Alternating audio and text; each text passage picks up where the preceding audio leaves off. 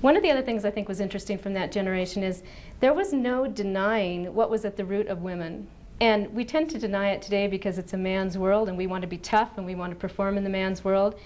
But what was at the root of what makes women work is that we are caregivers at heart. And we can try to get away from this, we can try to pretend like we're not, but that's what it comes down to. And when I talked to the women that were working on those lines in the factories in World War II, and I said, you know, you had these amazing safety records. These planes came off the line and they didn't have any problems. The men were able to fly the planes and there was no concern of anything being wrong with them. How did you achieve that? How did you achieve those safety records?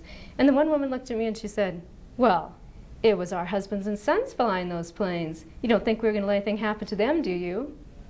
And this was something that really impressed the men when the women came into the workforce during World War II, how committed they were, how driven they were to make their products well. They weren't doing it for themselves. They weren't doing it for any sort of accolades or bonuses they might get. They were doing it to keep their families safe.